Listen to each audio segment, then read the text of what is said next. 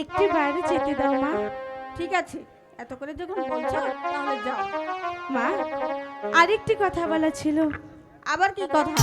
বলছিলাম কি, তোমার এই মাটির কলসিটা আমাকে দাও না। ওটা তোমার ঠাকুমার হাতের কলসি। তাতে কি হয়েছে? যদি ভেঙে যায়? কখনোই ভাঙবে না। আচ্ছা ঠিক আছে, সখী কলসিটা নিয়ে আসো।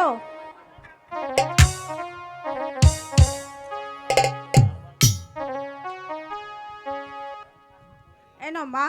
ঠিক আছে মা, এবার তুমি প্রাসাদে চলে যাও। তাড়াতাড়ি চলে আসবে। ঠিক আছে মা। এই সখীরা তাড়াতাড়ি চলে আসবে কিন্তু।